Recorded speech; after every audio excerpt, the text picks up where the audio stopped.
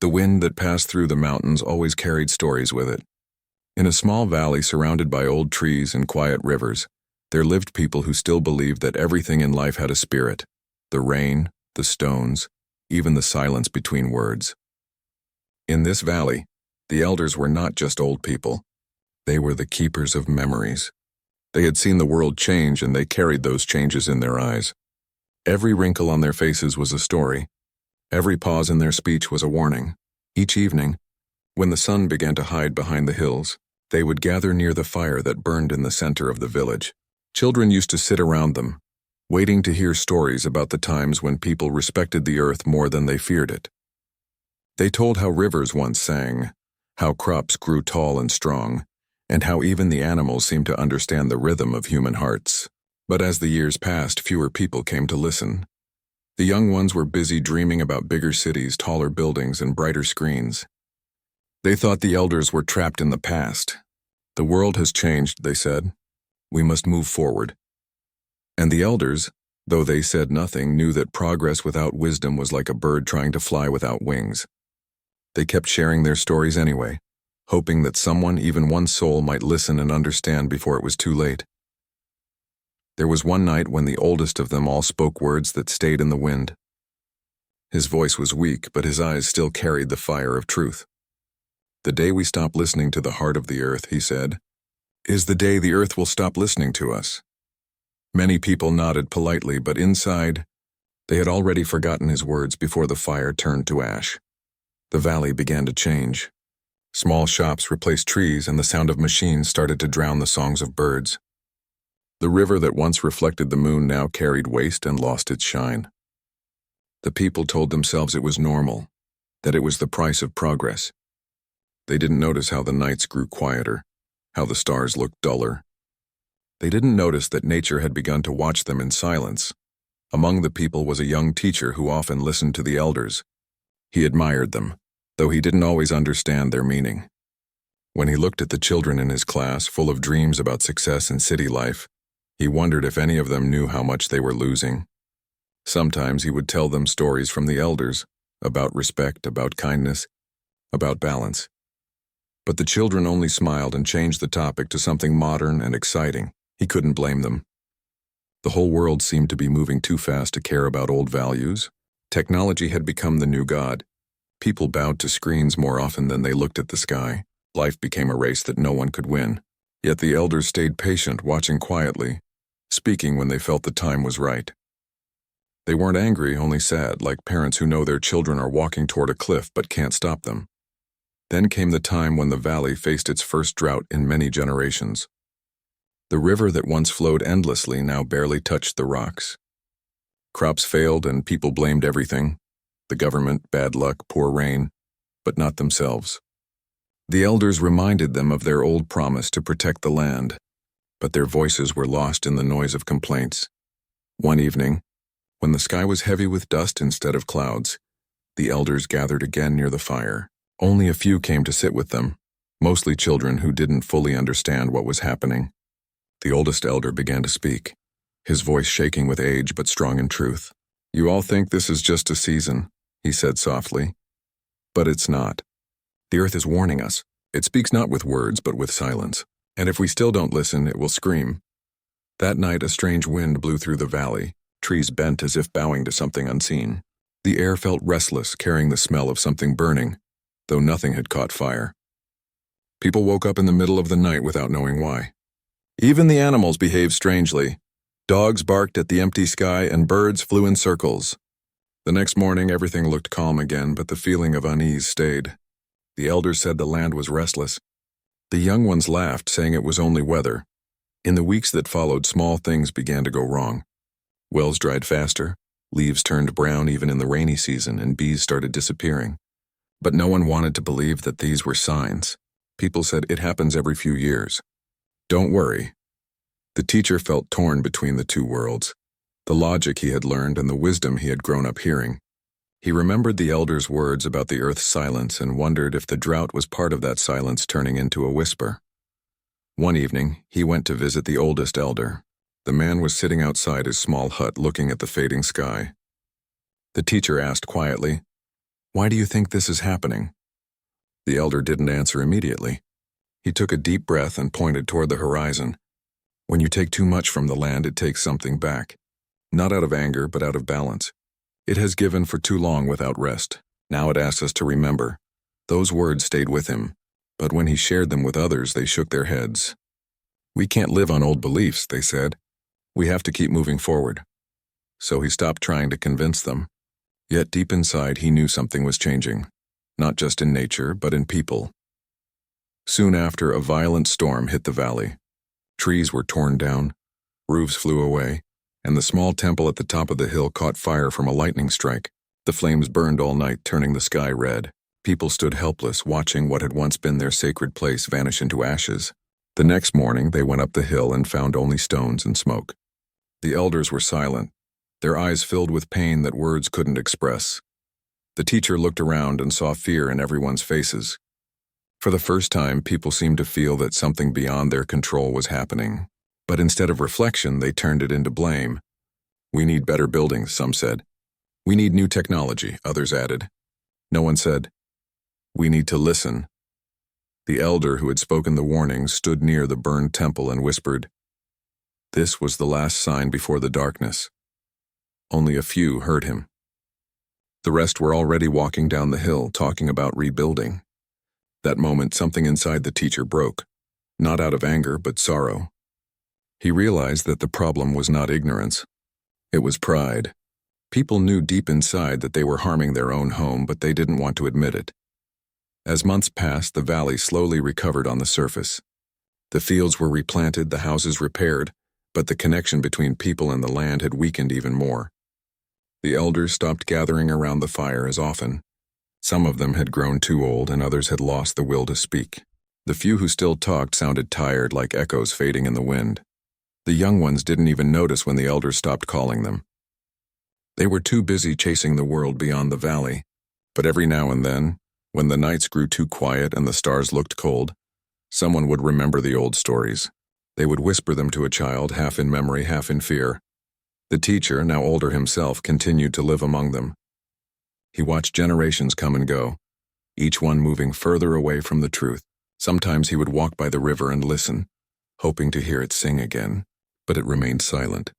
He understood then what the elder had meant, that when the heart of the earth stops speaking, the world begins to forget its own soul. Still, he refused to give up completely. He began to write down the stories of the elders, their words, their lessons, their warnings, not for fame, but for the hope that someday someone would find them and listen.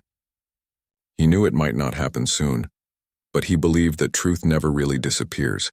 It just waits for the right ears. And so the valley continued to change. Machines grew louder, the sky dimmer, and the people busier. But beneath all that noise, the stories of the elders still slept quietly, waiting for a generation brave enough to stop, listen, and remember.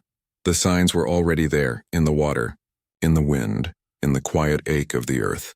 But humanity, proud and distracted, kept walking forward without looking back. The elders had cautioned them, not with anger, but with love. And still the people chose to look away. The years rolled forward like waves, washing away what little was left of the old ways. The valley that once moved at the pace of sunrise and sunset now raced with the sound of engines and machines. People called it progress. Tall towers replaced the small homes of clay and wood, and electric lights drowned out the stars that once guided the travelers. The young generation felt proud. They believed they were living in a smarter, faster world, but deep down something was missing, something they couldn't name. The elders, those who were still alive, watched quietly from the corners of their small huts. Their gatherings by the fire had become rare. Their stories had been replaced by screens and news. They knew the world had changed beyond recognition, but they also knew that no change comes without a cost. They could feel it in their bones. The earth was restless. In the midst of this modern rush lived the same teacher who had once listened to the elders as a boy. He had grown older now, his hair touched with gray, his voice calm but heavy with thought. He worked in the city, teaching young people about science and the world's achievements. But sometimes when he looked at their glowing faces staring into phones, he felt a deep sadness. They were connected to everything, yet connected to nothing. They knew everything that happened in the world, but understood so little about their own hearts. He often thought about the words the old man had said years ago. The day we stop listening to the heart of the earth is the day it will stop listening to us. Those words haunted him more than ever now, because the signs were everywhere. The summers grew hotter, the winters shorter, and the rains more unpredictable. But whenever he tried to talk about balance and harmony, people smiled and said, "We have technology now. We can fix everything." Technology had become their shield, their answer to everything. But it was a shield made of glass, not steel. People didn't realize that every solution created another problem. They built machines to clean the air, yet those machines ran on power that polluted it. They grew food in labs but forgot how to grow it in soil. They created digital worlds but lost touch with the real one. One evening, as the teacher walked home, he passed a small park surrounded by buildings. Children were playing, their laughter echoing through the narrow streets. For a moment he felt hope. But then he noticed something. The trees in the park were dying. Their leaves were yellow even in spring, and their bark was cracked. No one seemed to notice. People walked by, too busy with their screens, too lost in their thoughts. The teacher stopped and touched one of the trees gently. The bark felt dry, lifeless, like paper. He whispered softly, "I'm sorry." He knew he couldn't change the world alone, but he also knew silence was a choice. The next day in his classroom, he began telling his students stories, not from the textbooks, but from memory. He told them about the valley where he was born, the river that once sang, the nights filled with starlight. Some students listened with curiosity, others looked bored. A few smiled politely, thinking their teacher had grown sentimental. But one or two stayed back after class, asking him more about that old life. And that gave him hope. Meanwhile, far away in his native valley, life had grown noisier and harsher. The small farms had turned into factories. The air that once smelled of rain now smelled of smoke. People rarely visited each other anymore. Everyone was too busy surviving. The new generation only knew the stories of success, how to earn, how to buy, how to move forward. The stories of balance, kindness, and patience had disappeared like mist. One afternoon, a message reached the teacher. The last of the village elders had passed away. For a moment, time seemed to stop. He sat quietly, remembering the nights by the fire, the flickering flames lighting up faces full of wisdom. The stories that once shaped the village were now ashes, just like the fire that had burned in the temple. He decided to return home one last time to pay his respects. The road to the valley had changed completely. The once green hills were now scarred by construction. Trees had been cut to make way for roads, and the rivers looked thinner, weaker. When he reached the village, it didn't look like the place he remembered. There were new houses, bigger and brighter, but no laughter. People moved like shadows, their faces tired, their hearts heavy with silent worries.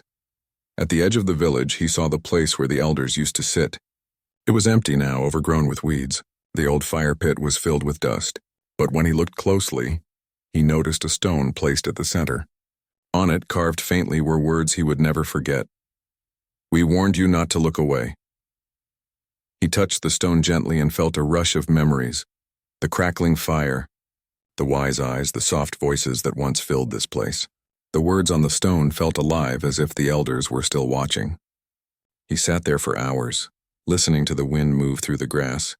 It felt as though the earth was whispering something again, but this time it wasn't gentle.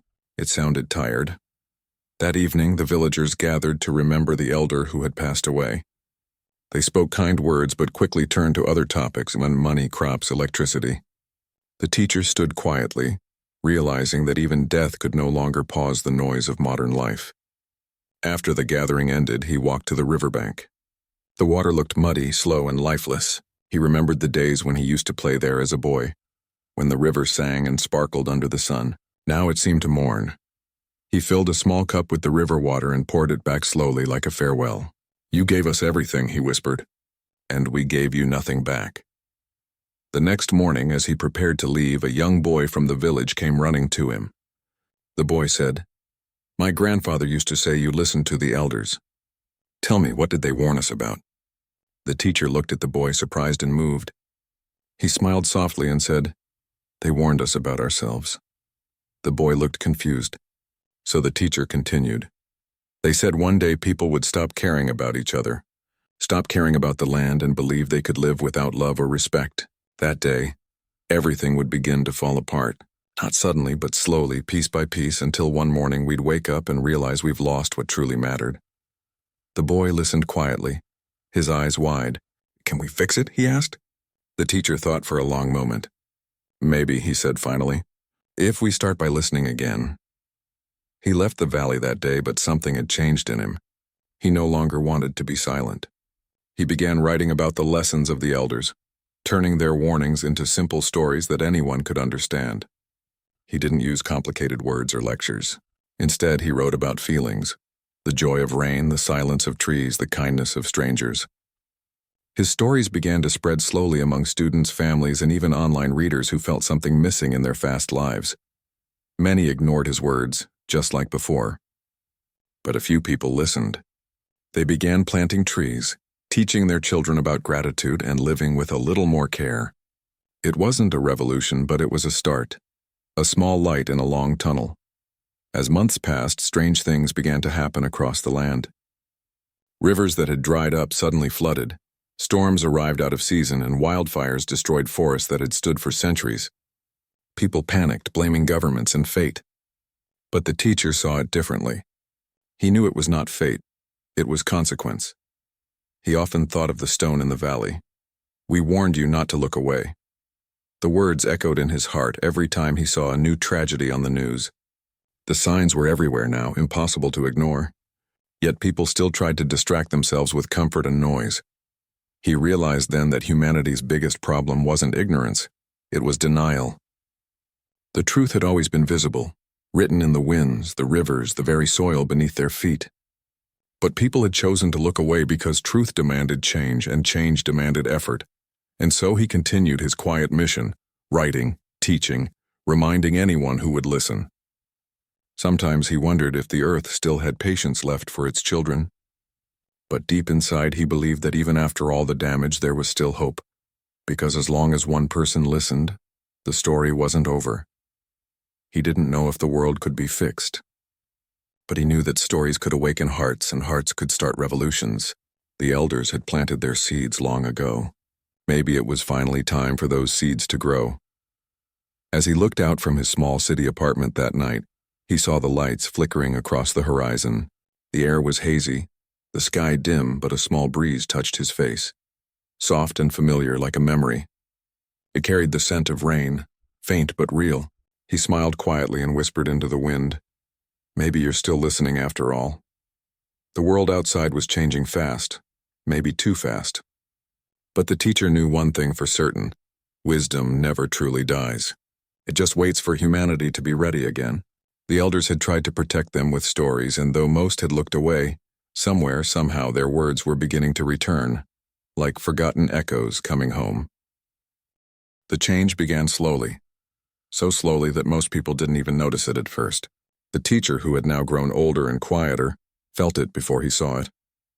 The air felt heavier, the sky duller. The world still looked the same on the surface. Busy roads, flashing lights, people rushing through their days. But something deeper had shifted. It was like a song that had lost its rhythm. The earth was no longer breathing peacefully. The first signs came through the smallest things. Birds that used to sing outside windows each morning were gone. Flowers bloomed at the wrong time of year, and fruits didn't taste the same. Farmers started complaining that their crops weren't growing like before. Rain came too early or too late, and when it did come, it was either too little or too much. Still, people said, "It's just the weather. It happens." They didn't want to think too deeply about it. The teacher tried to remind his students that these were signs, not coincidences. He spoke softly in class one day and said, "When the earth tries to tell you something, it doesn't shout. It whispers first. If we ignore the whispers, the shouts will follow." His words touched a few, but most only smiled politely. The young ones had grown up in a world of noise. They couldn't imagine silence meaning anything. As months passed, the signs grew stronger. A strange sickness spread among animals. People in cities began to talk about the air being hard to breathe. News channels showed pictures of rivers filled with waste, of forests turning into dust. But even then, people said, "Science will fix it. Someone will invent something." Everyone waited for someone else to act. The teacher watched all this with a heavy heart. He remembered the stone in his village. "We warned you not to look away." Those words haunted him now more than ever. One evening he stood on his balcony looking at the smoky sky. The sun looked red, not golden. It didn't feel like a sunset anymore. It felt like the world was holding its breath. In the countryside, things were worse. The river that once fed many villages had turned shallow and brown. Fish floated lifeless on the surface. People whispered that the gods were angry, but the elders, the few who remained, saw it and said it wasn't anger. It was balance returning. The earth is only taking back what we took too much of, they said. But no one wanted to hear that truth. Truth made people uncomfortable. One night, lightning struck the mountain where the old temple once stood. The fire burned so bright that people could see it from faraway towns. It didn't rain for days after, and the fire kept spreading until only ashes were left. The villagers stood in silence, watching the temple that had stood for centuries turn into smoke. Some said it was bad luck. Others said it was just nature. But deep down, many felt something else: fear. The teacher traveled back to the valley again to see what had happened. When he reached the mountain, he found the land blackened. The trees turned into charcoal. The air smelled of burnt stone. It felt like standing in the middle of a memory that had been erased. As he walked down, he met a few villagers who told him strange things. They said they had seen birds flying in circles before the storm, like they were lost. The dogs had howled the whole night before the fire. Even the wind had felt strange, heavy with a sound they couldn't describe. The teacher listened silently. He didn't try to explain anything. He only said softly, "Maybe the earth was warning us again." But people didn't want to listen anymore. They were tired of warnings. Everyone wanted quick answers, solutions that didn't require change.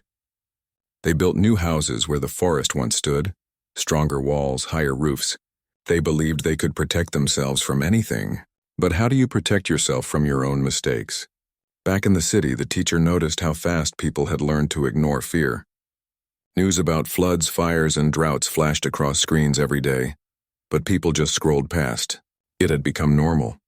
They had learned to live surrounded by disasters without feeling anything. Humanity had grown numb. One day, while walking home, the teacher saw a group of people gathered near a dry fountain. The water had stopped flowing weeks ago. Someone had written a message on the stone with chalk. "It's not the earth that's dying, and it's us." He stood there for a long time, reading those words again and again. For the first time in years, he felt both sorrow and hope. Sorrow for what had been lost, and hope that maybe, just maybe, people were beginning to wake up. That night, as he sat by his window, the city lights flickered and went out. The streets fell silent. For a few minutes, everything stopped. The noise, the rush, the endless hum of life. He looked out into the darkness and felt a strange peace. Maybe this was what the world needed: silence. Because silence made people notice things again. The sound of their own hearts, the wind outside, the breath of the earth. But that silence didn't last. Soon the noise returned, louder than before. People couldn't stand stillness anymore. It reminded them of everything they didn't want to face. They filled their lives with distractions, pretending everything was fine. But deep inside, everyone felt the same uneasiness, a quiet fear that things were slipping out of control. One morning, heavy rain came after months of heat. People celebrated at first, thinking it was a blessing. But the rain didn't stop. It kept pouring, turning streets into rivers. The same river that had been dry for years now overflowed, sweeping away homes and fields. People cried and prayed, asking why such bad luck had fallen upon them. The teacher stood by the window, watching the chaos unfold, and whispered, "This isn't bad luck. This is balance." After the storm, the city was left in ruins. Power lines had fallen and food was scarce. People suddenly remembered kindness. Neighbors helped each other. Strangers shared water. It was strange. It took disaster to remind humans how to be human. The teacher walked among them, helping silently, his heart heavy but calm. He saw in their eyes a glimpse of the humility that the elders once spoke of. As days turned into weeks, things slowly returned to normal. The roads were cleared, buildings repaired, and people returned to their busy lives. The lesson was quickly forgotten. Humanity had an extraordinary ability to forget pain once comfort returned. The teacher realized that perhaps that was the real tragedy, not the disasters themselves, but the short memory that followed them. He wrote in his journal that night, The earth has spoken again, but we still refuse to listen. The signs were never hidden. We just learned to look away. Years later, the teacher grew too old to work. He retired and moved back to the valley permanently. It was quieter now, emptier. Many families had left for the city. The land still bore scars from the past fires, but new grass had begun to grow. Nature was trying to heal even without help. He spent his days walking by the river, writing in his notebook and talking to whoever passed by. Sometimes children from nearby villages would visit and ask him to tell them stories. He always began the same way. Once the earth spoke to us through wind and water. We listened and life was good. But then we stopped listening. The children would listen, wide-eyed though they didn't fully understand, but that was enough.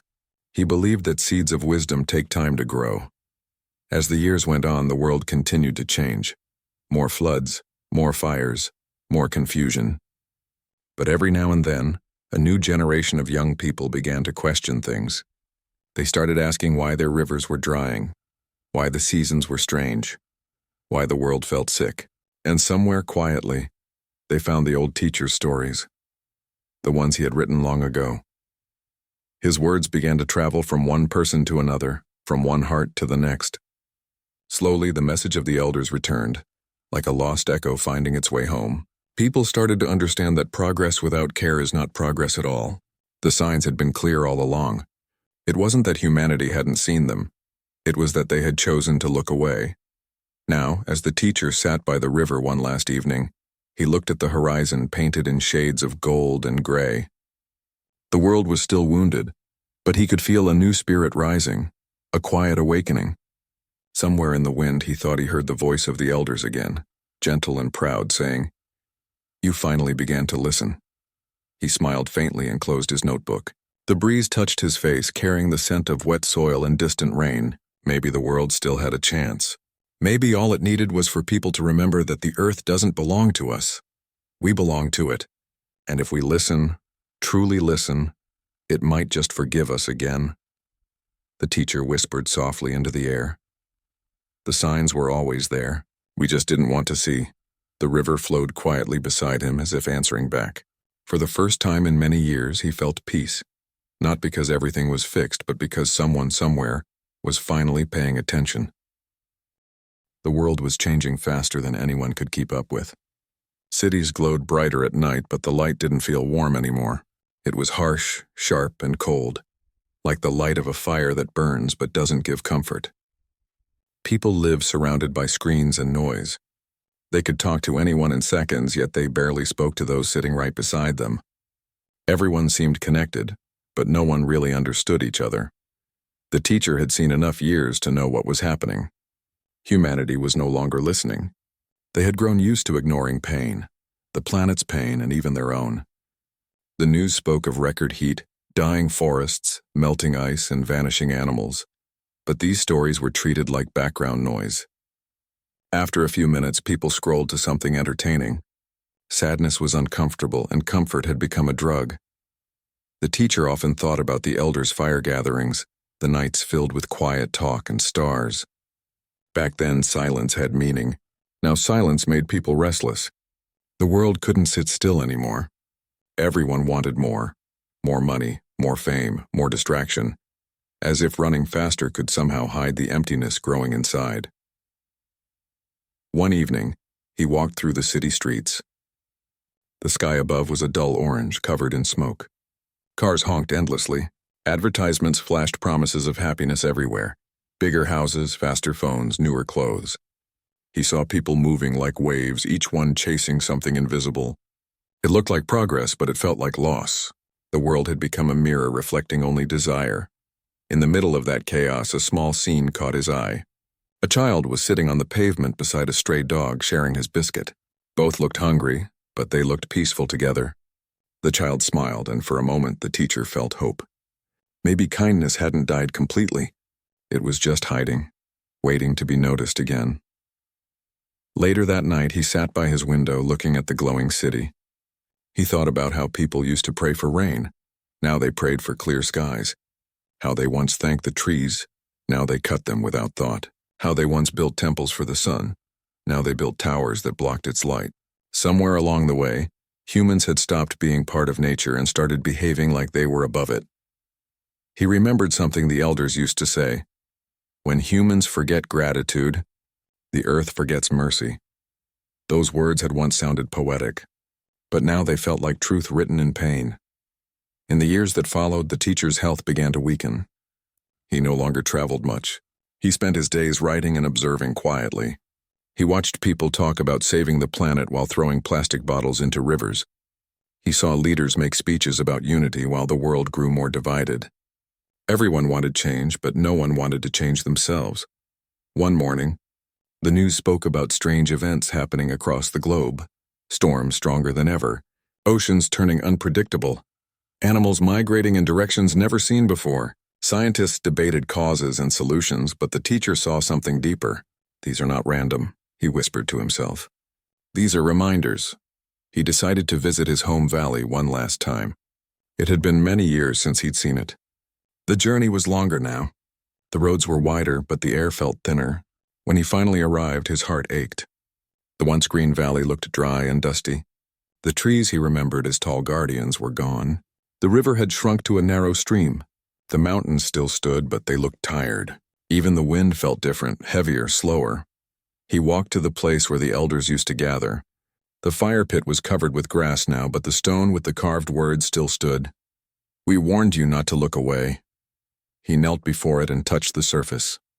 The letters were fading with time, but the message felt stronger than ever. He stayed there until sunset, remembering every story he had heard, every voice he had lost. He felt sadness, but also understanding. The elders hadn't spoken out of fear. They had spoken out of love. Love for the earth, for humanity, for the balance that held everything together. They weren't angry prophets. They were guardians who had seen too much and wished they could protect the world from its own blindness. As night fell, the teacher looked at the stars, faint and scattered. They reminded him of how people used to look at them and dream. Now people rarely looked up at all. He whispered softly, "We were warned," and we still turned away. That night, a strange calm filled the valley. The wind stopped completely and the sky turned unusually quiet. The teacher sat near the river, feeling the stillness. Then, from the far hills, he saw a faint flicker of light, not fire, but lightning in the distance. It flashed silently as if the sky was breathing. The next morning, the village woke up to a thick fog. It covered everything: houses, trees, even sound. People moved slowly, confused and frightened. Some said it was a sign of rain. Others said it was a curse. By noon, the fog lifted, but the sky didn't clear. A strange shade of gray hung over everything. The teacher watched the villagers hurry about, pretending nothing was wrong. Humans had become experts at pretending. They feared truth more than disaster. That evening, he gathered a few of the younger villagers, those willing to listen.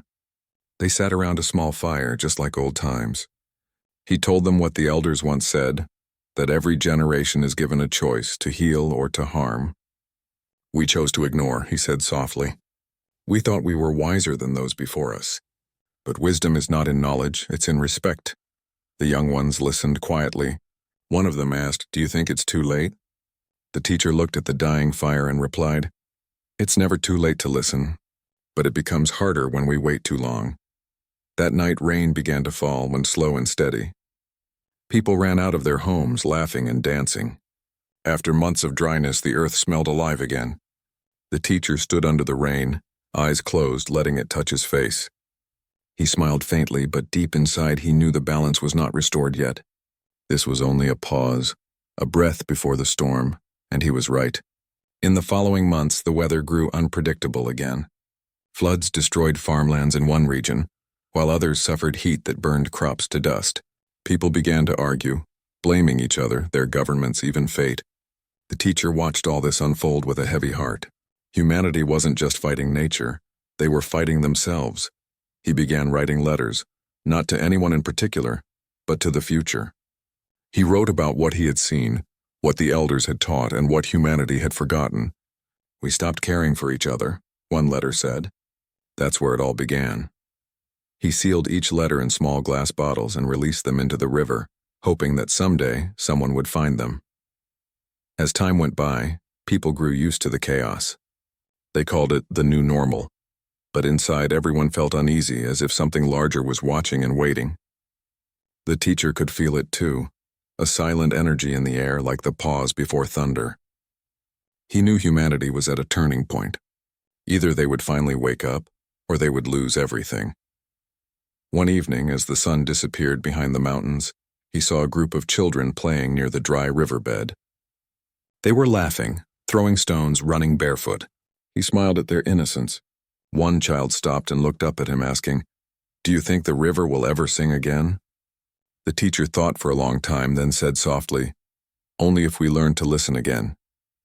That night the wind returned. It carried a coolness that reminded him of his childhood. He felt peace knowing that no matter how much humanity forgets, the earth always remembers. It keeps giving second chances, waiting for people to change, but those chances won't last forever. As he sat under the night sky, the teacher whispered one last prayer, not to gods, but to life itself. May we find our way back before the silence becomes permanent. The stars above flickered faintly, and for a brief moment the world felt still, as if listening to him. Somewhere deep in the soil, a seed stirred. Somewhere in the heart of a child, a question was born. And maybe, just maybe, that was enough to begin again. The world kept spinning. Cities kept glowing. People kept rushing. But among all the noise, the old stories of the elders waited, patient as ever, for someone to stop, to remember, and to listen once more. Because the truth never disappears. It just waits for the day humanity grows quiet enough to hear it again. The years that followed were heavy and uncertain. The balance between humans and the earth had nearly disappeared. People were still trying to live as if everything was normal, but inside they all felt that something was deeply wrong. The world didn't breathe the same anymore. It felt tired, like a heart that had been running too long without rest. The teacher had grown old now. His hair had turned silver and his steps had slowed, but his mind was still sharp. He had seen enough to know that the world was paying the price for years of ignorance. He didn't need to read the news, the land itself spoke. The air was drier, the rivers thinner, and the seasons no longer followed their rhythm. It was as if nature had lost its song. In the cities, people were beginning to feel the cost of their choices. Food prices rose because farms kept failing. Some crops wouldn't grow where they once thrived. Rain either came too much or not at all. Summers burned and winters froze harder than before. People built machines to fight the weather, but no machine could heal the spirit of the earth. The teacher often thought about the elders and their words. They had said that the earth never punishes. It only mirrors what it receives. And now that mirror showed a reflection humanity didn't want to see. Greed had taken the place of gratitude. Noise had replaced silence. And the race for wealth had turned into a race for survival. People were scared. But instead of coming together, they started to turn on each other. Some blamed the government. Some blamed other countries. Some even blamed destiny. But very few had the courage to say, "It's us." Humanity had become its own storm. One evening, as the teacher sat outside his small home, he watched the sky turn orange and then dark gray. There had been no rain for months. The soil had cracked open, thirsty and helpless. A single tree near his house stood half dry, half green, struggling to stay alive. He looked at it and whispered, "You're still trying even when everything around you gives up." Maybe that's what hope really is. In the distance, he saw children playing with dust, pretending it was snow. They laughed, unaware of what was happening to their world. That innocence both comforted and hurt him. He wondered what kind of future they would inherit, a world full of beauty or a memory of what beauty once was. The teacher started keeping a small journal. Each night he wrote about what he saw, the dying trees, the empty wells, the restless people. But he also wrote about small acts of kindness, a farmer sharing water with another, a group of children planting saplings near the dried river, a woman feeding birds that no one noticed anymore. He realized that even in destruction, humanity still carried a spark of goodness. It was small, fragile, but real. That spark was what the elders had always talked about, the part of humanity that could rebuild everything if only it remembered how to love again. But the world's chaos didn't slow down. Power shortages became normal. Cities once filled with lights now faced long hours of darkness. People started leaving crowded places, moving towards quieter lands, hoping to find safety. But there was no safe place left, only lessons waiting to be learned. One day a strong wind swept through the valley. It carried with it dust, leaves, and memories. The teacher stepped outside and saw the sky covered in strange shades, part yellow, part red, part gray. The air smelled of ash. He had seen many storms in his life, but this one felt different. It was not just a storm of wind. It was a storm of warning. That night, the wind grew louder. Trees bent, rooftops shook, and the valley echoed with the sound of nature's fury. People ran for shelter, terrified. The teacher sat by his window, watching it unfold. He wasn't afraid. He had known this day would come. He whispered softly, "The earth is only speaking the language we taught it." When morning came, the storm had passed. The valley was quiet again, but everything looked changed. Several homes were damaged, and the fields were covered in broken branches. The air smelled of soil and rain, a mix of loss and renewal. People came out slowly, helping each other clean the mess. Despite their exhaustion, something had shifted inside them. For the first time in years, they worked together without arguing. Pain had reminded them of unity. The teacher joined them even though his body was weak. A young man offered him water and said, "It feels like the world is punishing us." The teacher shook his head gently and replied, "Not punishing, teaching. We just refused to learn until the lesson became painful." Days turned into weeks. The world outside the valley faced even harsher times. News spoke of cities running out of water, forests burning endlessly, and oceans swallowing pieces of land. People were finally beginning to realize that no wall, no technology, no wealth could protect them from nature's truth. The teacher's health started to fade, but his heart grew calmer. He had lived long enough to see both the rise and fall of humanity's pride. One evening he sat near the same stone the elders had carved long ago, the one that said, "We warned you not to look away." He placed his hand over it and whispered, "You were right. We looked away, and now we're looking back too late." Tears filled his eyes, not from regret but from acceptance. He had spent his life teaching others to see beyond themselves, but only a few had truly listened. Still, he believed that even one listener was enough. Change doesn't always come from crowds. Sometimes it starts with a single person choosing to care. As the sun went down, the teacher looked around the valley. Some trees were still standing. The grass was slowly turning green again, and birds had started returning in small flocks. Maybe, he thought, nature was forgiving them once more. Not because they deserved it, but because forgiveness was its way of surviving. That night, he couldn't sleep. The wind outside was soft and cool. He walked out slowly, barefoot, and stood beneath the sky. The stars were faint but visible. He closed his eyes and whispered a final prayer, not for himself, but for the generations to come. "May you remember what we forgot. May you care for what we destroyed. May you listen before it's too late." His voice blended with the wind, and in that quiet moment the world seemed to pause, as if it was listening too. The next morning the teacher was gone. He had passed peacefully in his sleep with a faint smile on his face. When the villagers found him, they buried him near the stone of the elders. They planted a tree beside his grave, a strong one with roots that dug deep into the soil. They said it would remind them that even after loss, life finds a way to grow again. Years passed. The world continued to change. Some places healed, others didn't. But the teacher's story spread beyond the valley. People started telling it in towns and cities. His words became part of a movement, a quiet one, made of people who refused to look away anymore. They called themselves listeners of the earth. They planted trees, restored rivers, taught children about balance, and rebuilt not with greed but with gratitude. The world was still wounded, but slowly patches of green began to return. The sky started to clear in some places, and birds that hadn't been seen for decades flew again. People began to see that healing didn't need miracles. It needed care. And somewhere, perhaps unseen, the spirits of the elders and the old teacher watched with gentle smiles. Their warnings had not been wasted after all. Humanity had fallen, yes, but it was learning to rise again, one humble step at a time. Because in the end, the earth never truly gave up on its children. It only waited for them to remember who they were.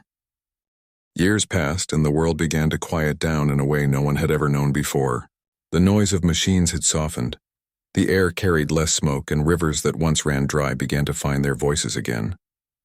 The changes didn't happen overnight. They came slowly, like the morning light that touches everything gently before spreading across the land.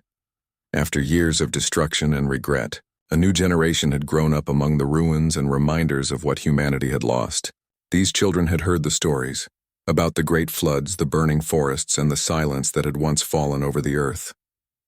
But they had also heard another story, about the elders who tried to warn everyone and the teacher who kept their message alive.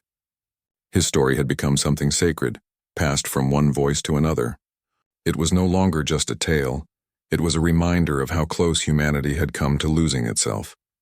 The new world was simpler.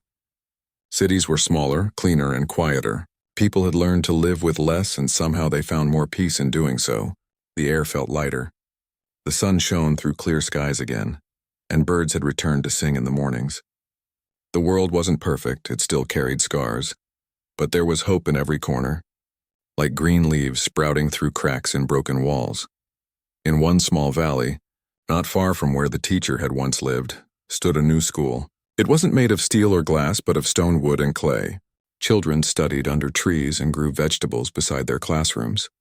They learned reading and writing, but they also learned about the soil, the rain, and the rhythm of nature. They called it the School of Balance. Every morning, the teacher who ran that school would begin the day with a story. The children would sit in a circle, listening carefully. He would tell them about the time when people thought they owned the earth, and how that belief almost destroyed everything. He told them about the elders' warnings, about how people ignored the signs, and about the old teacher who never gave up on hope. Sometimes the children would ask, "Did that teacher really exist?" The man would smile and say, "Yes, he lived, he taught, and he dreamed. And maybe in some way he still does, in every tree we plant, in every river we protect." The school had a garden near the edge of the valley.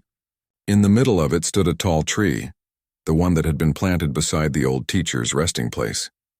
Its branches reached far and wide, and its leaves shimmered whenever the wind passed through. Under that tree, the students would often sit in silence, feeling the air, watching the light dance through the leaves. They didn't always need words to understand. Sometimes silence taught more than any book ever could. The people of the valley had built their lives around care for each other, for the animals, and for the land. They shared food, helped each other during droughts, and celebrated the smallest blessings like a sudden rainfall or the birth of a bird's chick. They no longer measured wealth by what they owned, but by how much they could give. But not everything was peaceful. Beyond the valleys, there were still places struggling to recover. Some lands were dry and others were still polluted. Some people still argued about who was to blame. Change takes time, and not everyone heals at the same pace. The world was learning, slowly, painfully, but steadily. One day, a young girl from the school found one of the teacher's old letters. It had been carried by the river and trapped under a rock. The paper was yellow and soft, but the words were still clear. She read it aloud to her classmates. It said, "Dear children of tomorrow, if you find this, remember, we lost our way because we forgot to listen. But if you are reading this now, it means you still have a chance to do better. The earth forgives, but it never forgets. Treat it gently, and it will treat you kindly in return." The children were silent for a long time after hearing that. Then one of them said, "Maybe we are the children he was talking to." The others nodded quietly. For them, the letter was not just a message, it was a responsibility. Over the next few weeks, they began collecting seeds from nearby forests. They walked to the hills and planted trees wherever they could. They repaired small water channels and helped old farmers grow crops again. They didn't wait for leaders or governments, they acted with their own hands. And slowly, life began to bloom again in places that had been forgotten. The wind seemed to notice. It carried the smell of new leaves and damp soil. Birds built nests again. The sound of flowing water returned to the valley, and people started calling it the valley that listens. The man who ran the school often stood under the old tree at sunset, watching the children play. Their laughter echoed through the hills, blending with the sound of rustling leaves. Sometimes he felt like the teacher's spirit was still there, in the breeze, in the soil, in the small smiles of those who had learned to live differently. One evening, as the sun dipped behind the mountains, the man gathered the children around the fire, something the elders used to do long ago. He said softly, "Long before you were born, our world forgot how to listen. We thought we were powerful. We thought we could control everything. But the truth is, power without wisdom destroys. And wisdom without love is just words. What saved us wasn't technology or wealth, it was kindness. Simple kindness. The children listened silently, their faces glowing in the firelight. Always remember, he continued, when you take something from the earth, give something back. When you see a sign, don't ignore it. And when someone warns you with love, don't laugh, listen. The fire cracked gently and the stars began to appear. The night was cool and clear. The world felt alive again, fragile but breathing. In the following years, other valleys began to follow the same path. Communities formed across countries. People started exchanging seeds, stories, and wisdom. The old and the young worked together. Some even built memory gardens, places filled with plants that had once gone extinct in their regions. Those gardens became living museums of lessons learned through pain and patience. Humanity, once broken by its pride, was learning humility again. The idea of progress had changed. It was no longer about taller buildings or faster machines. It was about deeper roots and softer hearts. Sometimes, during the rainy season, the people of the valley would gather under the great tree near the school. They would sit in silence and let the raindrops fall on their faces. The children would close their eyes and say, "The earth is talking again." And in that silence, it truly felt like the world was healing. One day, an old traveler visited the valley. He had walked for months, searching for a place where peace still existed. When he saw the children planting trees and the people sharing food freely, he asked, "How did you build a life like this?" The teacher of the school smiled and said, "We didn't build it. We remembered it. It was always meant to be this way. We just forgot for a long time." The traveler nodded slowly and looked at the tree near the garden. "And that?" he asked. The teacher replied softly, "That tree stands where the last teacher rested. The one who never stopped believing we could change." The traveler bowed his head in respect. He stayed there for a long time, listening to the wind before moving on. As he left the valley, he carried with him a small seed the children had given him. "Plant it wherever your heart feels empty," they told him. He did. And that seed grew into another tree, miles away in a land still healing. And that tree dropped more seeds, which the wind carried across rivers, hills, and plains. And so, one teacher's hope, the hope that people could learn again, continued to grow quietly around the world. Many years later, when the first children of the School of Balance had grown old, they still gathered near that same tree. They brought their own children and grandchildren, telling them the same stories the elders once told, not to frighten them, but to remind them. Because humanity's greatest strength had never been its machines or inventions. It was its ability to learn, to love, and to begin again. The sky above was clear, the river below sang softly, and the wind moved through the leaves like a whisper that carried the same ancient message through time. When wisdom speaks, listen. When signs appear, act, because silence in the face of truth is the greatest mistake humanity can ever make.